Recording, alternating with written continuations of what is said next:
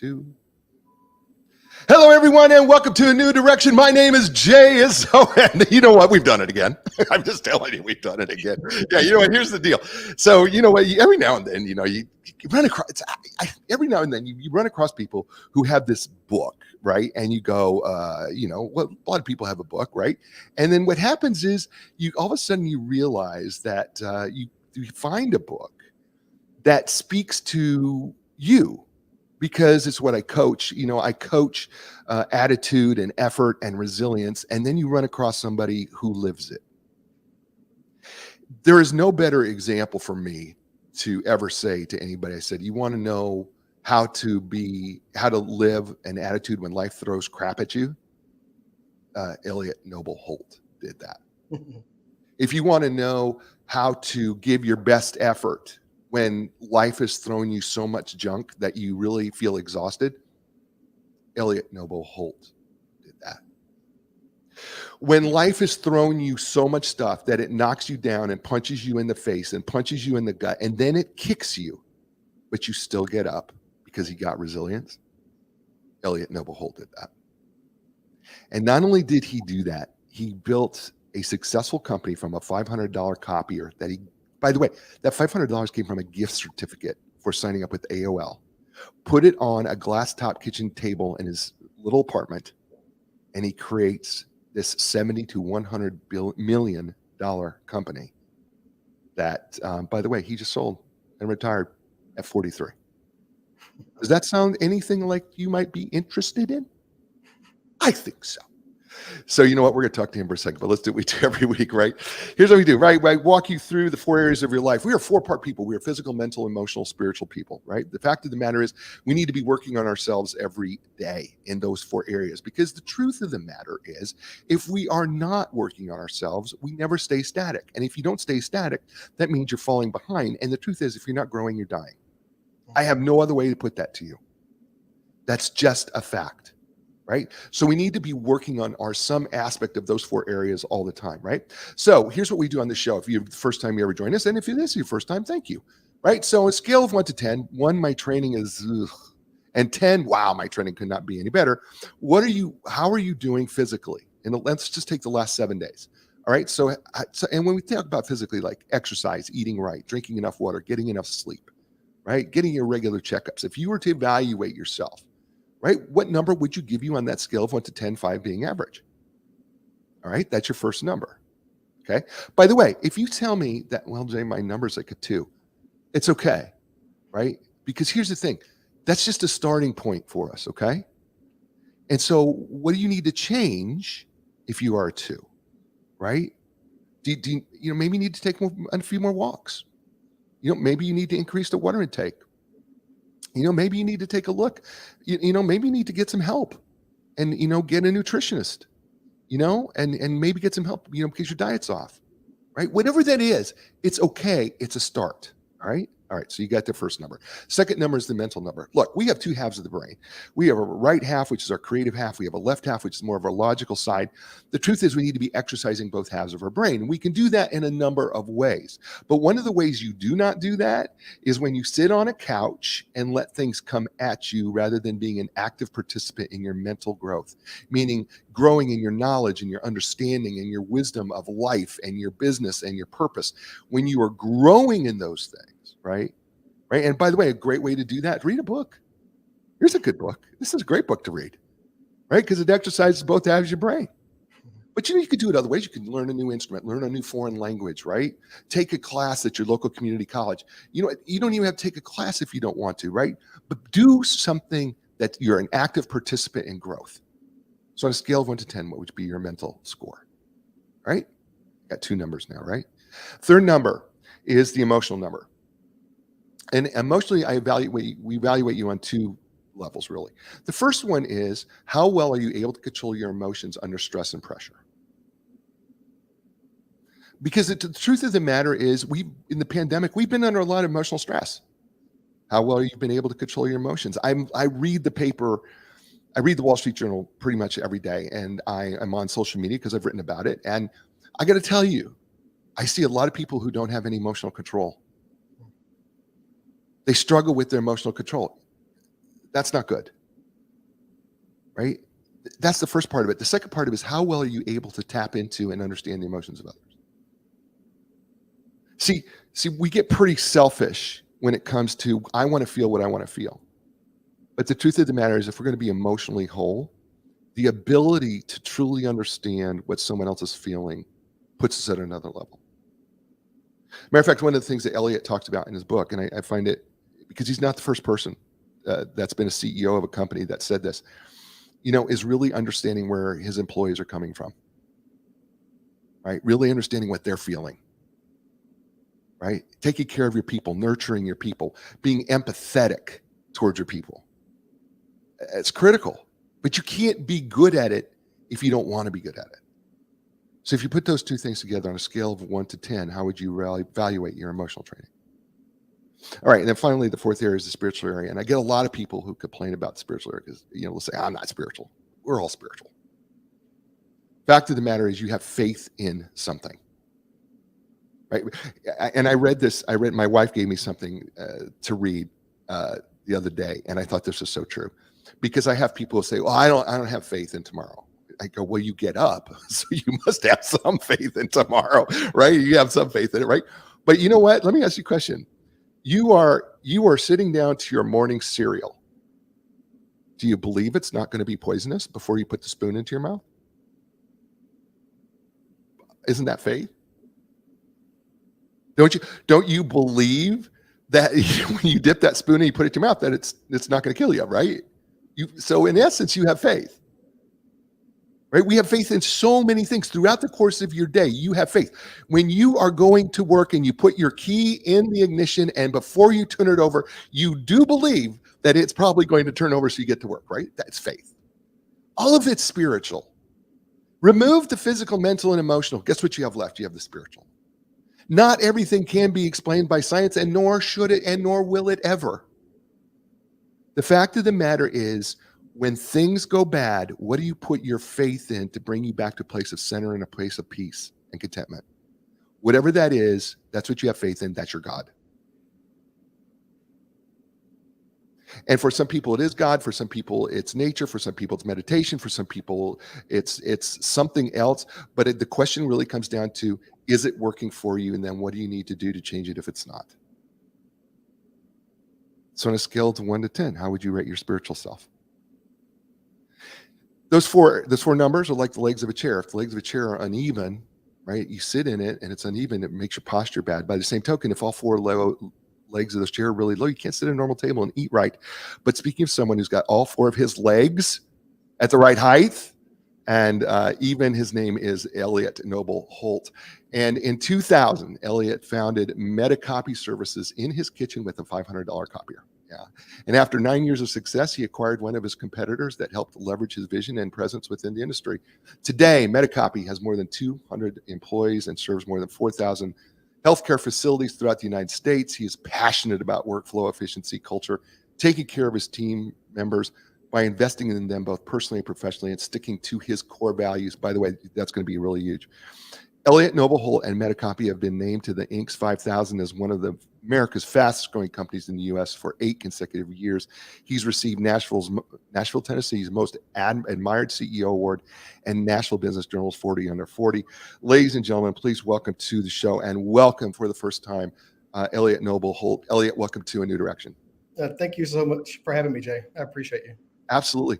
Really enjoyed it, Elliott. And thank you for writing the book. It's outstanding. So let's just dig right in here, right? And because I know that people are chomping at the bit going, whoa, wait. You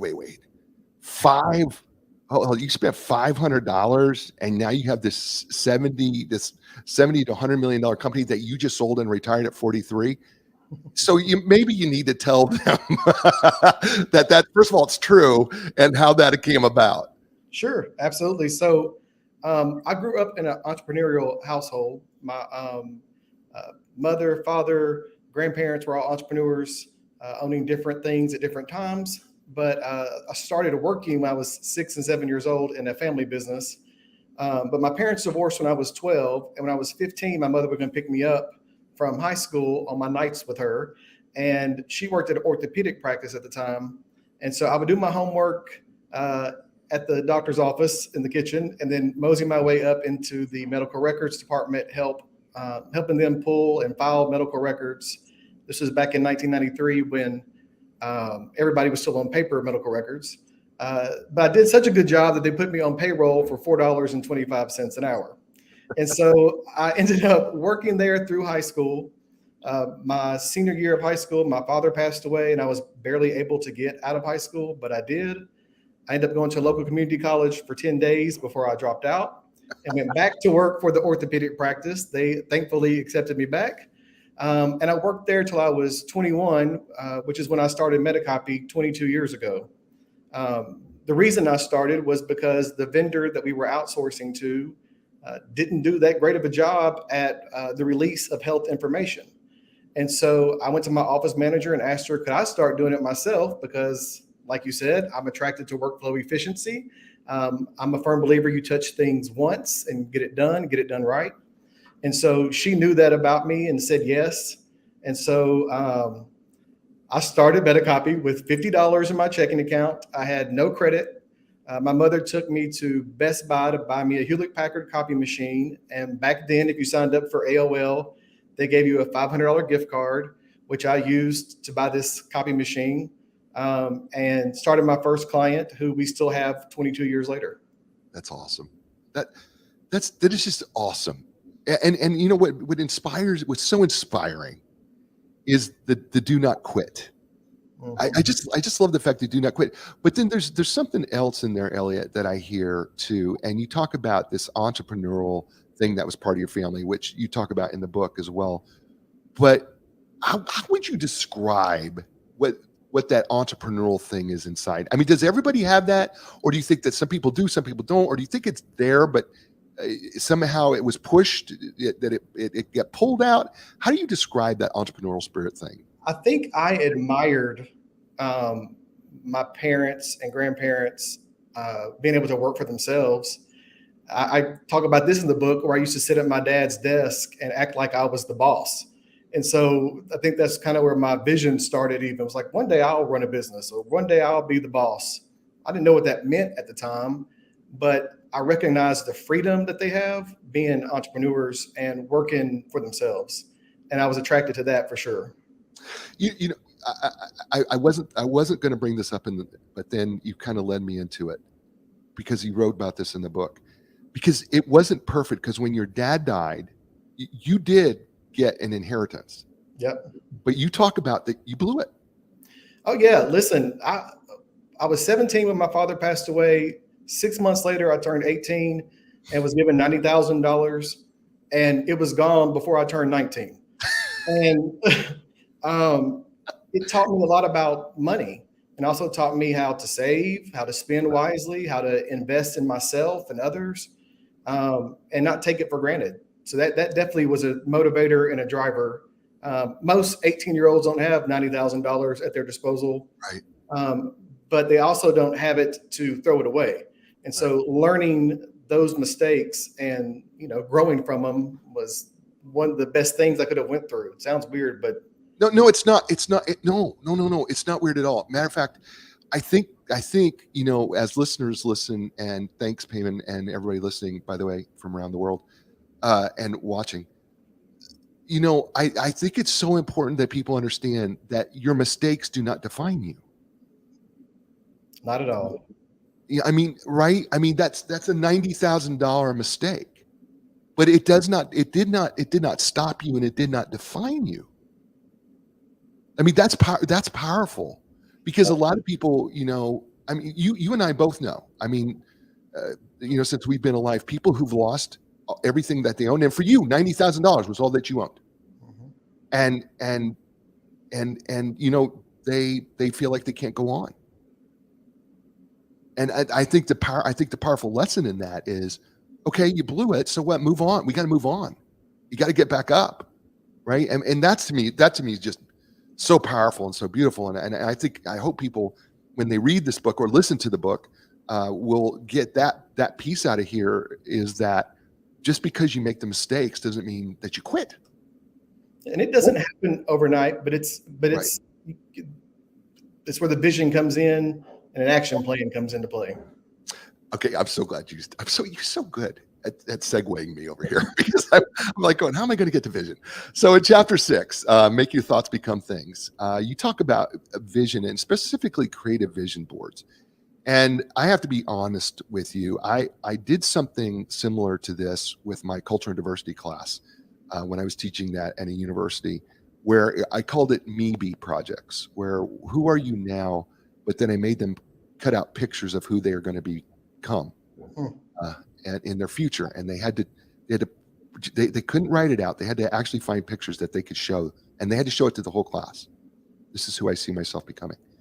And the vision boards, I think, are so awesome because I feel like it's got purpose and it's purposeful and it helps us develop our purpose. So talk about vision boards and the power of vision boards. Sure. So I'll speak from my experience. I was introduced to vision boards probably 20 years ago or so. And I think originally I thought they were like some magical board that you put on, some construction paper or poster board and things come true. But that is not the case. I think it's just the start. We all have thoughts every day, all day long. And a lot of those are who we want to be or what we want to be. But we leave those thoughts there. And I'm a firm believer that thoughts become things. And so for my vision board, I started, putting, retirement before 45 or certain cars that I liked and wanted. That I wanted to work towards, or awards that I wanted to win, or whatever it might have been, and made sure that this board was in my sight every single day. And so for years, it was in my office. So every time I walked into my office, that's the first thing that I saw. Now that I'm working from home or have my home office, I just have it to the side of my desk so I can see it. But what I've learned is that's just where it starts. So we have the thoughts. And then we create this board full of whatever it may be. And so many people think that it's wrong to make those boards because maybe you're asking for something you shouldn't be asking for. Maybe they're not deserving, or maybe, they don't have enough belief or faith in themselves to make that happen. But the truth is, once those thoughts are put on a board, from my perspective, the most important part behind that is the action plan to get those. And so I can put a car on there all day long, but now what am I going to do? If I have debt, I need to pay it off, fix my credit. Like, what are the other actionable steps that need to happen to create that vision that you want? I think most people get stuck between the thoughts and the board because they don't want to even put the thoughts on the board. And the ones that make it to the board don't make it to the action plan. Percentage gets smaller and smaller, going. And then the truth is, then you see after the actions are put into play and you're celebrating these things, weight loss, or you saved money or found your partner or whatever it may be. Right. You're taking these things off and you're realizing that, the power was in you the entire time. It's just a matter of getting it out of this brain of ours. Right. Here's where it's so powerful, right? I mean, I think what people don't understand is, we've talked on this show, we talk a lot about our thinking and how our thinking influences so many of our actions. Sure. And the truth of the matter is the vision board starts to recalibrate our thinking, not because it's more than words. I mean, these are pictures that we put up on the board, right? Because it's easier for us to visualize the picture than it is to take a word and visualize from a word. Absolutely. And I think what people miss here is, and you're so right, is that if you have to be able to change your thinking around from, it's got to be a thought process of what would I do? What would I do if I wasn't afraid? Because I think we fear those things, right? That if we go, oh, I don't know, I'm probably not, you said it, I'm not worthy of it, or I'm not deserving of it, right? That's all fear-based. Yeah. Right. And I think that's the part of it that's got to change, right? I mean, that you've got to just be able to look at it and say, well, why not? Why not me? I don't know. Right? I mean, is that how it started with you? I agree with that. I think that there's just a small percentage of people that take advantage of it. And I wish everyone did vision boards and would go after it. I think the fear of the unknown, the fear of success, the fear of having something that somebody else wants and you having to explain yourself to them. There's so many things that go along with that. Some people think that it's selfish to want these things, whatever they may be. But they're not all just about cars and huge houses. It's a lot of different things for that. It's a better job or just connections or, like I said, partners or what have you. Yeah, I mean, it could even be, right? I just want to be a better person. I want to be a better person on this planet. I want to be a better giver. I want to be, more available. Right? It can be a number of things. It's just we sometimes limit it to just things, but it can be also things to help us improve. Absolutely. And I mean, we need those tools. We need to all be improving and doing those things as humans. See, you need to start your vision boards, people. Just start your vision boards. All right. Hey, listen, you know what? His name is Elliott Noble-Holt. The book is called Bald Bearded Boss, Manifesting Who You're Meant to Be. You're listening to him here on A New Direction. Hey, folks, look, I've got two great sponsors, Epic Physical Therapy, my physical therapist, but not just my physical therapist. They're the physical therapists of professional athletes and people all over. And the truth of the matter is, Heidi and Andrew, who own Epic Physical Therapy, they have certified staff. They can help you if you've had surgery, or if you just want to move and feel better, or if you want to be a better athlete and get back to the type of skills that you had. Listen, when you're ready for your epic relief, your epic recovery, and epic results, you go to Epic Physical Therapy. That's where everybody likes to go. You want to learn more? Go to epicpt.com. That's EPIC, pt.com, and Linda Craft and Team Realtors. Hey, listen, interest rates are rising. All right. Inflation is up. Right. Here's the deal. Linda Craft started her business in 1985 when interest rates were 18%. She's not phased. It's her experience. I got to tell you something. People who've not been used to seeing high interest rates are struggling, especially other professionals can struggle because they're not sure what to do and expect and how to negotiate and what's the best interest of the seller or the buyer. Linda Craft knows that. She's been around for over 35 years. And she's got all that experience. She's got her team trained, and they can respond to whatever your need is. So wherever you're at in the world, listen, experience does matter, and it counts. When you want to learn more, when you need help when it comes to real estate, start with Linda Craft and team. Start at lindacraft.com. That's LINDACRAFT.com. And hey, I got to say, give a shout out, Hint Water, the official beverage of DBNA TV. You know what? We love our Hint Water, and we love Kara Golden, the owner and founder, CEO of Hint. And she helps us out. And listen, I'm going to tell you what, we drink it. I think you should too. And we're back here on A New Direction with my friend Elliott Noble-Holt, his book, Bald Bearded Boss, Manifesting Who You're Meant to Be. And we're just getting really started here. All right, Elliott, here we go. All right, you've got some rules here when it comes to building your entrepreneurial business. You ready? I'll read them out, and I'm going to let you explain them. Are you ready for it? Let's do it. All right, first rule is what you have. By the way, just to let people know, this is from Chapter 7, Be Successful. So here's Elliott's rules. First rule, devote 200% to the business. Whoa, Elliott. Whoa, what do you mean devote 200% to the business? Help me understand that. I think that for me, from my experience, I started the business when I was 21. I adopted my daughter when I was 23. And so I was able to take off and do some things during that because I had just a handful of employees at the time. But what I did was communicate those things to my team members, like, I need these next 90 days off so I can, bond with my child, or et cetera. But prior to that, I was given 200%. And after that, I was given 200% of myself. And it sounds awkward, but it doesn't mean that you don't do self-care. It means that you wake up in the morning and you make time for these things. You go meditate, you pray, work out, whatever that is. Take that time for yourself and then jump into the daily routine of family. But when you're at work, you're giving it your all. We get distracted so easily now that there's no way that we're giving 100% of ourselves in business. But for me, I've always been on, and that's just the way I've been for 22 years. And it's been where I'm there for my clients and my customers. If a patient needs something on nights and weekends because they've waited to the last minute, because we're humans first, not patients and not CEOs or bosses or nurses, we're humans first. I'm going to do that and do the best for them.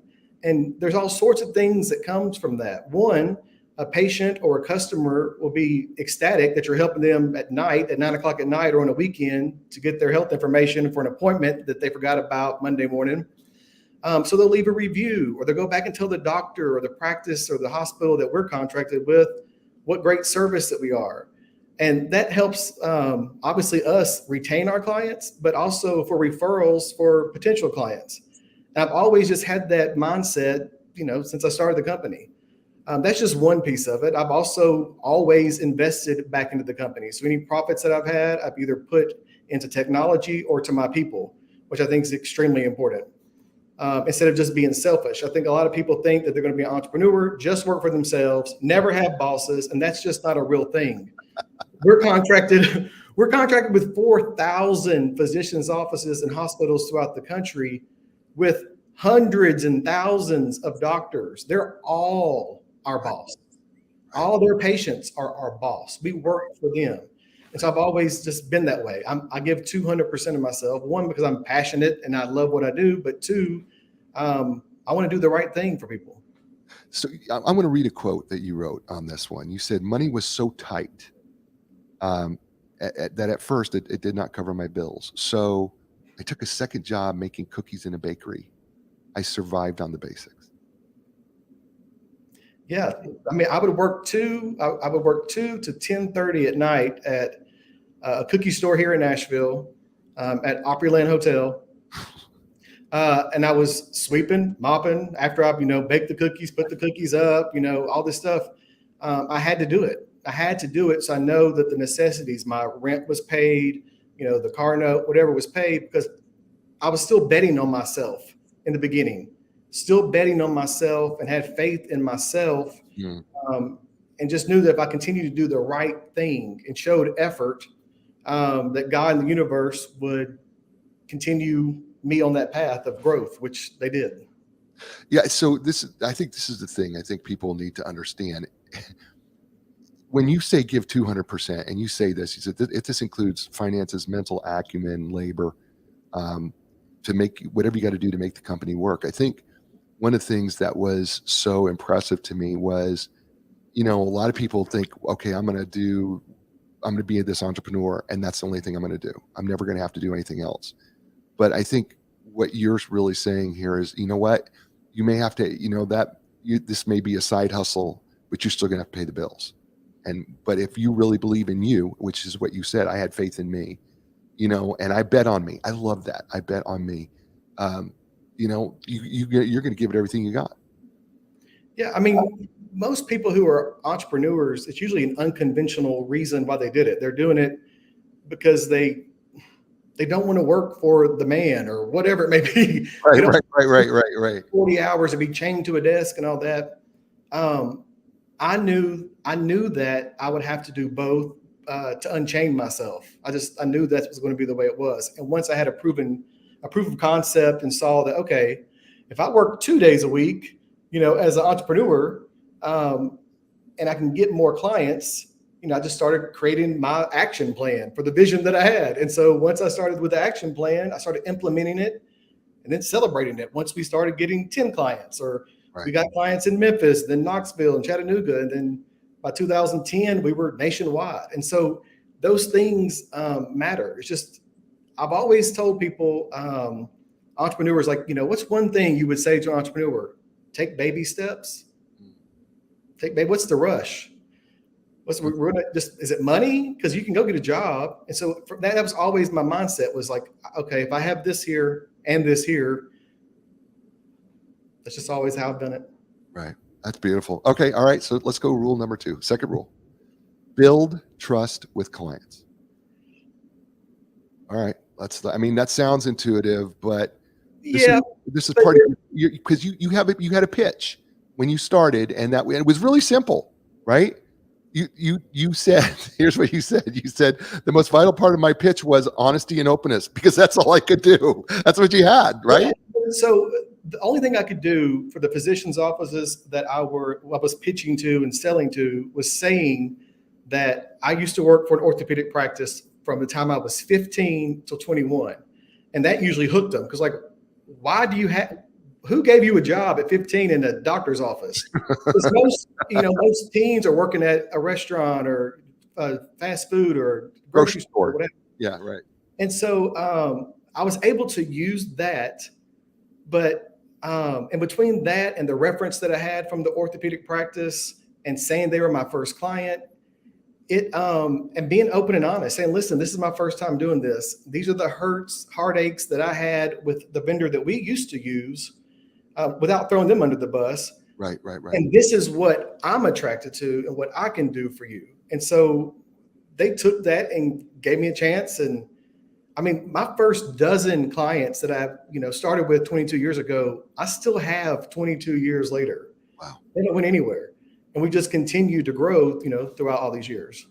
Wow. The open and honest communication is not just for clients either. I say this for us, we have customers and clients, which sounds odd, but we have both. And then our patients, but our vendors. If you can't pay a bill, call them up and say, listen, I'm going to be 7 days short. Don't run away from it. I never did that. And they appreciate that because it establishes boundaries, respect. And then especially if you don't take advantage of it, which is never the goal. Right. But being open and honest, just how can that be hurtful? Right. Yeah, no. And I listen, I mean, if you want to start your business on two things, openness and honesty, I could think of a lot worse ways to start a business, right? I mean, right. I mean, I'm like going, okay, well, if that's all you got, that's not a bad start. It's, I mean, folks who are listening, watching this show, I mean, listen, if you're going to start a business and you're thinking, I don't know what I have that I can actually make a difference. Well, openness and honesty is pretty good. I just think it. I'm like, oh, that's brilliant, right? It's so simple, but it's brilliant. And isn't it true that often we stop ourselves because the idea is so simple, right? Absolutely. I mean, the same thing even with our team members. Our employees are really what makes this business. And so it's extremely important that you're open and honest with them. If there's downtimes, if there's something going on with the economy that's going to affect positions, it's important to communicate those, just like any relationship for that matter. I mean, this is the way you should talk to your partner or spouse. And I say this even in our interviews, because I still interview all team members that will work here. But I talk about, we do temp checks. So twice a quarter, we check in with our team members and say, on a scale of 1 to 10, how much do you love your job? We're 9.3 nationwide throughout the company. Well, that's pretty good from my perspective. That's great. But people don't do that even with their own partner or kids or parents. And so for me, I'd rather check in with my daughter and say, she's 19 now, and say, listen, on a scale of 1 to 10, how do you rate me as your dad? And find out how I can improve is the goal. I don't want just an average rating. What can I do to make our relationship better so that when I'm dead and gone, all you do is honor and praise what a great father I was, or a partner or boss or whatever it may be. That's my goal. I love that. Well, which leads us to rule number 3, nurture your employees. By the way, this is just funny. I don't know why it struck me funny, but it did. You said, after a year, I hired my first employee, my brother's ex-wife. It just struck me funny. I was like, okay, of all your first employees, your brother's ex-wife is not one of them I would be thinking would be your first employee. What's so funny is the vision you have of a brother's ex-wife is not her. She is an excellent soul and human. She happened to work in the area that I needed help in. My brother didn't know about it for 10 years, but I think he found out later. I think my mother told me not to say something to him, which was awkward. But he didn't care about it. But she did an excellent job. But no, she was great. But we worked around each other's schedule. My first employee, that's what she was working around mine, and I was working around hers, and so there became a respect there. And so with the second employee, same situation. I wanted to, it doesn't have to be 8 to 5:30 and all this. Right. And so we were doing flex schedules and other things prior to that. Right. But even on another note, you want to be compassionate and empathetic to your team members. You don't know what they're going through. I lost my mother 7 years ago, and thankfully, my director of operations was here, and I trusted him and had faith in him. Right. And I was able to take off 6 months, several days throughout the week to go take her to doctor's appointments or, be there for her last 6 months of life, and including hospice and other things. Right. Just because I'm the CEO or was, doesn't give me any more right than the person at the front desk or in the mailroom or the custodian. We all deserve that right. And so from my perspective, having compassion and empathy and understanding builds trust and a real relationship. And that's what's lacking right now in businesses is compassion. We're all just trying to get anybody that can sit in the seat is the way it looks. Right. We just want one body that breathes. Yeah, it shouldn't be that way. Right. And when I interview folks, I tell them, like, listen, we're not just looking for someone to sit in a seat. We want someone that really wants to, be involved and learn and grow personally and professionally, because that's the type of investment that we're making over here. And so, it's interesting that these two rules 2 and 3, kind of work with each other so closely because of open honesty. Because you have a quote in here. You said, "I made it clear what I expected in terms of work ethic, and I could not put up with whiners or naysayers." I know that doesn't sound that's nurturing, but really it is nurturing because you're setting the expectations up front, aren't you? I think sometimes we think nurturing is being soft and, whatever, but it also is, being disciplined on some level. It's the same way. And I've said this before to my team, anything that I learn, I want to teach them. It shouldn't just be where I hoard all the knowledge. I also teach them the way I teach my daughter. I've taught my daughter over the last 19 years.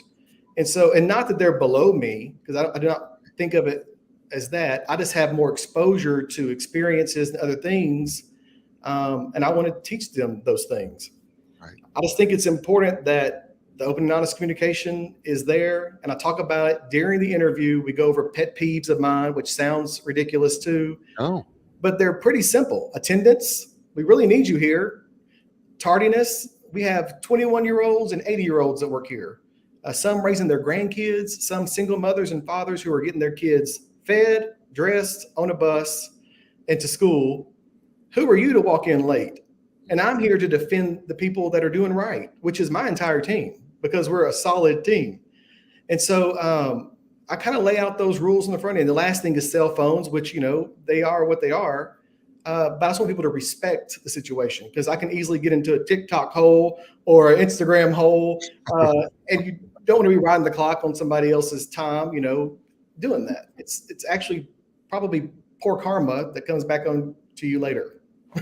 Yeah, no, I totally agree. You and I are in agreement here. I think the other piece of this is that along that path, you're constantly working on yourself. So you can't be as good as you can be in order to be great for your employees. You have to continually be working on you. Yes.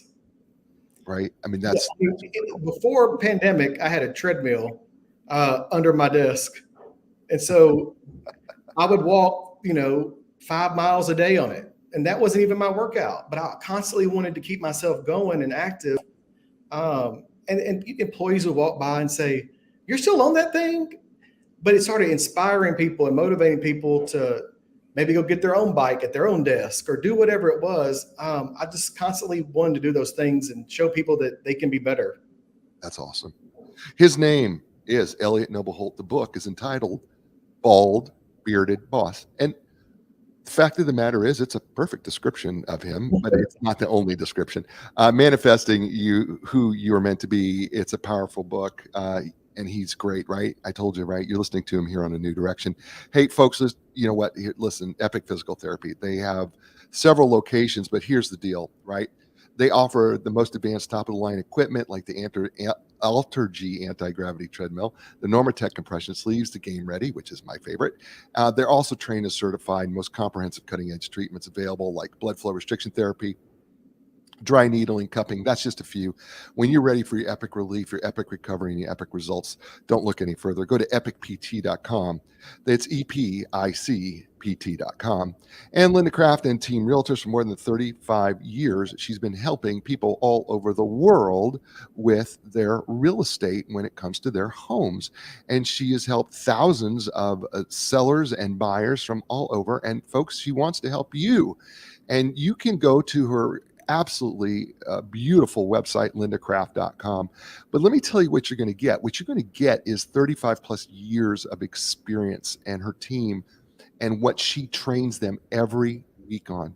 Folks, she's been through recessions. She's been through high interest rates, fluctuating interest rates, doubt, inflation, everything else. She's been through it. She knows how to handle this situation that you're in right now. She's not afraid. She knows exactly what to do. So listen, if you are looking for confidence in a real estate professional, look no further than Linda Kraft and Team Realtors. You can learn more by going to lindacraft.com. That's LINDACRAFT.com. And we're back here on A New Direction with Elliott Noble-Holt, bald-bearded boss, manifesting who you're meant to be. Good picture of you, Elliott. By the way, you look just like your picture here. Yeah, I do. You do look exactly like your picture, which is pretty darn awesome. Sometimes that doesn't happen, but you certainly do. All right, so it's kind of a teaser, right? Because there was another rule that we didn't get to before the break, and it's rule number 4. And this is really huge. And the rule is stand out from the competition. And I'm going to read you your quote. You said, early on, I understood what MediCopy could offer that similar companies don't: its own personality. You said that. I did. Yeah. And I agree with it. I think with I'm not a huge fan of a typical salesperson. And so I don't like to be sold to necessarily, and I don't love the art of selling. However, I don't mind talking about my story and to new clients, potential clients, and going from there. I've just lost myself. I apologize. No, you're good. No, you're good. No. You were talking about how you stand out from the competition. Sorry, yes, my apologies. And so with competition, I think with the personality is what we're talking about. My apologies. Yeah. So with personality, it's important that you showcase that personality when you're going through a sales pitch or what have you, and not just throwing up a PowerPoint or logging onto a Zoom and saying, "Hey, this is what we do. This is how we do it better." Everybody can say customer service is better. Everybody can say they do this faster or this better, but who are we is the most important part. And so I'd rather showcase that. For us at MediCopy, for instance, 70% of our team are women. 60% of my team are people of color. And then we have 60% of my management team are either people of color or LGBTQ. And those things are important to me. And it gives the potential client an idea of who we are. I also challenge them to go look at our Google reviews and actually compare us to our competition, because we have the highest reviews in our industry and the most reviews. And so there's certain things like that that just are little one-offs, but they mean something to people because we're humans first, not just consumers. Well, I think what stands out here is you have to know your own value.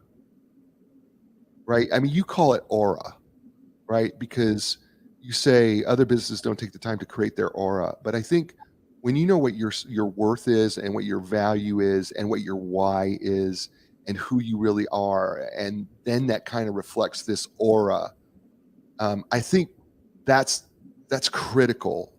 At least that's how I interpreted what you said. No, I agree. And not just for business relationships, but for all relationships. Yeah, totally agree. Yeah. Friendships, partnerships, what have you.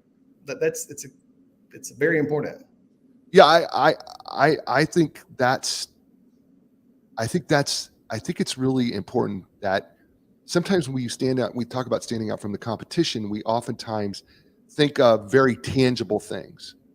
But the truth of the matter is, Elliot, you are unique, right? In of yourself. And, your personality has, created this business. And that in of itself makes you different, right? And so if you start there and you understand that you're different, which makes you different, instead of trying to create, people try to create things that are not part of who they are. Yep. Right. And you didn't start that way. No, I think it was important to just be yourself. Right. Be yourself. And sometimes people don't know who they are yet. So that takes even some time to get there. But I think if you walk towards or run towards that goal with that in mind, that you're going to be who you are, I think the sky's the limit for people and their goals. Yeah. Well, I think the word that we're kind of bouncing around here is called authenticity, right? Oh, yeah. Right. I mean, I think that's where you and I are we're saying it without saying that, is that we're, when you find out who you authentically are, that right there is what differentiates you from your competition. I also feel like people are scared. This is just on a personal note. People are scared of finding that out, because I think sometimes people think that's all they can be now. I figured out who I was. This is it. But you can get there and find out who you are, right? And then still learn and grow from that and be somebody else. It doesn't mean you have to be a whole different identity. It just means that you can continue to grow and be even better than you ever dreamed of or vision. Right. Yeah. See, that's beautiful. Yeah, that's beautiful. Yeah, I think what happens is we're afraid. I think you're right. I think we do fear it. I think we're afraid that when we discover it, that either we're afraid of that people aren't going to accept it, or we're afraid that it's not good enough, or we're afraid that we can't develop into anything else. I think there are so many fears, again, that keep us from being successful. And I think, when you discovered your own authenticity and who you are and who MediCopy was going to be, I think for you, that just became your linchpin to go, this is what makes us different.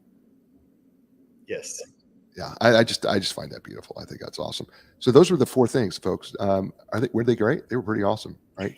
I love those 4 things. So one of the things you talk about in later on in this chapter is you talk about guiding values. You talk about core values, and your very first core value is to maintain 100% accountability. And, we talk a lot about core values. Of all the people I've interviewed CEOs of corporations on the show. This is the first time I've had somebody that their first core value is to maintain 100% accountability. Why is that your first core value? And talk about that a little bit more in depth about accountability and why that's so important to you. Well, I talk about this in the interview process too with our potential candidates, and let them know every core value that we have. But the first one is maintain 100% accountability. And the reason that's our first one is because I want to make it clear that it's okay to make a mistake. Doesn't seem like that's what's being said there. No, it doesn't. No, you're right. But we're humans, and so we're going to make them. And so all I'm asking for is for you to take accountability for it, learn and grow from it so it doesn't happen again. And so it really, those people who take full accountability for it, it doesn't happen again. And so, when my partner gets on to me about something and says, you shouldn't be doing this or doing that, I apologize, but I only have to do it once because it'll never happen again. That's just my thought process. I'm not sure why I'm like that. But I've incorporated it into business and friendships as well. So certain things I'll tolerate, won't tolerate, but accountability is top of my list when it comes to, it's a pretty simple thing. If you believe in it and you did it, own it. Right. So how do you practice that? I mean, you've got 200 plus employees. So how do you go about practicing accountability? Because because you've got employees all over. So how do you pull that off? There's a couple ways that we reference it. I'll reference these two. Is one, we use a software that helps us align between our team members and our directors, which has been very helpful over the years. It's kind of a professional diary is what I like to call it. So at the end of their day, our team members say if they're green, yellow, or red. They say if what they did for the day and what they have to do the next day. And the goal is, one, organization for themselves, also accountability, because they have to keep up with what they've done for the day. These are their measurements. These are their KPIs. Also, if they call out the next day because they're sick or maybe they're going on vacation, we have team members that come up behind them, grab their work, and continue to do it. Got it. That's one part, is that software. The second is we have a dashboard, and so that shows all of our productivity every single day for every team member. And so imagine you're doing a weight loss challenge and there's this, huge board of 10 people or 100 people, and they're putting their weight in there every day and how much they've done and their exercise they've done for the day. Very similar to that, because it keeps people accountable and it keeps people logging, and you can see results, and then they get inspired or have healthy competitions. And so that's two ways that we do it. We're not micromanagers here at MediCopy. We like to manage and monitor. And so we'll, review things. And if we see someone's lacking, we ask how we can help, which goes back to our check-in that we do with employees twice a quarter, our core issue check-in and then our temp check. But we also want to be held accountable. So it's not just, us over here as bosses and directors saying, y'all need to be accountable. It's, hey, hold us accountable, because we have to run the company. And so what do we need to do to be improving processes and putting things in place? Or what else do we look at when it comes to culture? How do we improve it, or what have you? Listening is important. Yeah. Tremendously important. It's an underutilized, absolutely necessary skill. Second value, embrace work-life balance. I always say we don't want to work you to death. Work your 40 hours, get back to your real life. That's just the truth. Over time, people, they ask, they request it. We never make it mandatory. But we have lives outside of this. I'm not sure what I would do if I didn't get to see my daughter or my spouse or my family like I should, or had just me time. Like, it's okay for me just to have me time, like by myself. So I want people to actually really embrace that. I know it's kind of trendy because people are saying, work-life balance. It's almost became a joke. But the truth is, it's everyone's responsibility, not just the employers. It's also the employees' responsibility to stand up and say, hey, listen, I would love to work this weekend. I can't. I've got a game with my, daughter or son, or I'm going to get my nails done, or whatever it is. It's okay to say those things. Right. We're here 100 years or less or so. And so it's okay to pump the brakes on some things and try to find balance. I think that's what we're all here to find, is balance. Yeah. Not just life balance in, period. Right. Yeah. Right. Right. It's balance, life balance all the way across the board. All right. Third value, donating time and resources. Very important to give back to the community that supports you, whatever community that may be, without asking for anything back. Like, it's okay just to give. Do it anonymously. Do it, which feels weird sometimes for people. Like, well, I want some type of recognition. Why? God in the universe sees it. You feel it. Who cares? Just do it. Love that. We need more of that. Fourth, we believe MediCopy employees should have continued personal and professional growth. MediCopy is always promoted from within. I've never hired a manager or a director externally. Give people a chance. If you trust them to do your data entry and answer your phones, why would you not trust them in other departments throughout the company? It's your job to train them up. And so I love to see people grow professionally.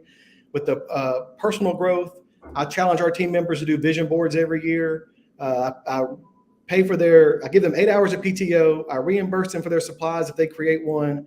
It's a huge contest. The first place winner wins a week off work. MediCopy and I get nothing out of it, but our team members get to stop for a day or however long it takes them to create a vision board to see what they want out of life for the next 12 to 18 months, and then put an action plan behind it to go get it. That's awesome. Do you know we've been on an hour? No. It's been crazy. Yes. It has gone so fast, man. I've really enjoyed this. This has been great. You've been great. And I never did get to chapter 8. which is being selfish, making time for yourself, which is a great chapter as well. It really is. So, Elliot, listen, before we close the show, how can people get a hold of you? Well, maybe you have something else you want to share with folks, but how can people get a hold of you, and what's the best way for them to do that? Sure. Go to baldbeardedboss.com. Anything that you need from me is there. Contact information, how to buy the book, my podcast. Go check me out. What's the name of the podcast, Elliot? Go ahead. Come on. You can. Bald Bearded Boss. Bald Bearded Boss. It's the podcast, Bald Beard. And you know what? It looks just like this. If you can see it, it really does. It looks just like him. Elliot, thank you. Stay with me, will you please? Folks, this is the show. As I say to you every week, right? You're in control of 3 things in your life. And matter of fact, Elliot described them all. You're in control of your attitude, your effort, and your resilience, right? I know that circumstances can be tough. I know that things are not always easy. I know that people are not always cheering for you, but you have the power within you to get back up. You have the power within you to give more effort. Only you know how much you're giving, and you have the power every day to control your attitude, because no one else can make you feel anything that you don't want to feel. You're in control of that. So take control of those things right away. I'm going to be back next week with another great guest. It's going to be another great book. And it's going to be another great show. And as I say to you everywhere, all over the world, and thank you for listening. Why not give us a great positive review? You know, you can do that anywhere. As I say to you all everywhere. Ciao, everybody.